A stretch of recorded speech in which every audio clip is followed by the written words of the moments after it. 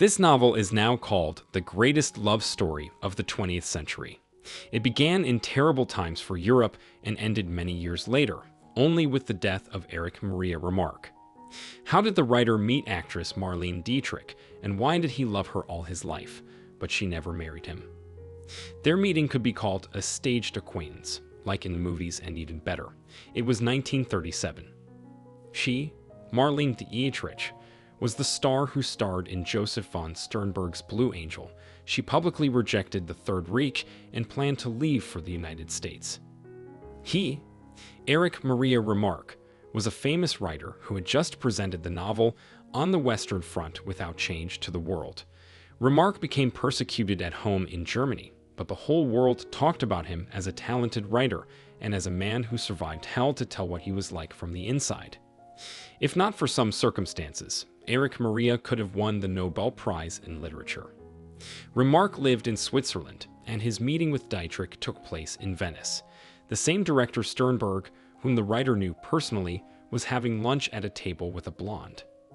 Etiquette forced Erich Maria to come to the table and say hello.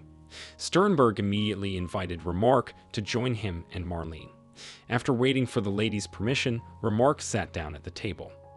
Dietrich worried like a schoolgirl, and then remembered how she first touched the writer's hand, as well as how her voice trembled at the words, "You look too young to write one of the greatest novels of our time." In response, the delicate Remarque smiled and said, "Maybe I just wrote it to hear your magical voice pronounce these words." Joseph felt superfluous and, saying something quietly, left, leaving the actress and the writer alone. A few hours later, Remarque followed Marlene to her room. He stopped at the door. Clearly overcoming himself, Erich Maria confessed that he was impotent. Afraid to look into the face of a stunning blonde, he waited for the verdict. "Oh, it's wonderful," she exclaimed. At the age of 19, Dietrich experienced violence from her own music teacher and did not particularly like sexual intimacy until the end of her life. The actress had a lot of men, but it was Remarque, and her husband, of course, she really loved. They haven't been apart for 3 months. Lying in bed, they were gentle, talked a lot, read a lot, and just enjoyed each other's company. They became a gift of fate for each other. It is difficult to answer now who saved whom, but soon, prone to depression and alcoholism, Remarque refused Calvados and was cured of impotence. The hero of the Lost Generation was in love and absolutely happy. In his memoirs, Dietrich will write about this time as follows: "I was so happy. God, how I loved that man." Soon, in order to avoid Hitler's recruitment, Dietrich will leave with his family for the States. She will publicly condemn Nazism and defiantly renounce her German citizenship.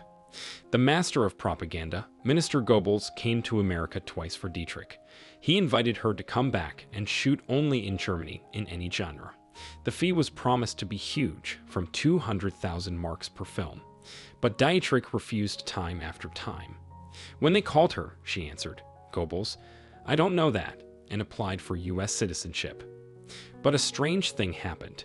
After the release of the movie Angel, Angel Again, it turned out that Dietrich is an unprofitable actress. The mass audience did not go to her films. As a result, she did not act for a couple of years, being the most expensive of the actresses. After the war, there were even fewer offers. Marlene starts singing. 20 years in musical films have given her the necessary experience. She put together a concert of hits, went on tour. The actress will continue her romance with the writer on paper. Hundreds of letters, 3 years of agonizing waiting for a meeting. Blurred ink under the tears dripping onto the paper. It was both torture and an incentive for Remarque to create. In 1940, Marlene will arrange everything so that Remarque can come to her. He will rent a house next door to the woman he loves, and this will be the beginning of the end of their story. Marlene loved him, but she didn't want to divorce her husband. Her affair with Rudolf Sieber was rather short-lived. When she married him, Dietrich was trembling with happiness and excitement. She loved him, and the cloudless happiness in the marriage lasted about 5 years. Soon the couple realized that they were nothing more than wonderful friends. The couple continued to keep the family together, but both sought romantic relationships on the side. It was Rudolf who was the actress's constant advisor in matters of the heart. Remarque wanted her to divorce him and become his wife, but Marlene was not ready to take such a step. In Hollywood, she was famous for her talent and beauty. Dietrich had many admirers and lovers. Remarque was terribly jealous. He wrote his heroine for the novel Arc de Triomphe with Marlene. The release of the book allowed the actress to see how he really sees their relationship. This relationship should have ended. To work, work. Get away from the cougar. Away, away. It doesn't make any sense anymore. Erich Maria wrote in his diary. He often called Marlene a cougar, and also a blue dream, a cute monkey, and a sweetheart. When Remarque asked Dietrich to marry again, instead of answering, she informed him that she had just had an abortion, getting rid of traces of a relationship with another lover. Erich Maria was shocked and destroyed. He was looking for love from other women. In 1957, Remarque received a divorce from Ilse Jutta Zambon. He was married to her twice, and the second time entered into an alliance to help the woman leave Germany and settle down in the United States. It was Ilse who was the prototype of the consumptive Pat from the novel Three Comrades. Jutta was included in Remarque's inheritance, and he helped his ex-wife financially all his life. But after getting a divorce, the writer married Charlie Chaplin's ex-wife, actress Paulette Goddard. She needed his money, and he needed peace of mind and inspiration. Next to Paulette, Remarque found happiness, which he often wrote about later. He said that his wife had a positive effect on him. Thanks to the improvement of mental health, Erich Maria was able to finish the novel Spark of Life and continue his creative activity until the end of his days. On September 25, 1970, Remarque passed away.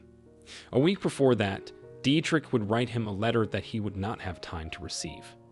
"Beloved Alfred, I am sending you my whole heart," the actress wrote. Her other letters to the Remarque have not been preserved. All of them were burned after the funeral by the writer's widow, annoyed by the luxurious bouquet of scarlet roses and Dietrich's note, "Goodbye, my love." Marlene, which she will find at her husband's grave. "I think we were given to each other and at the right time. We've been waiting for each other painfully.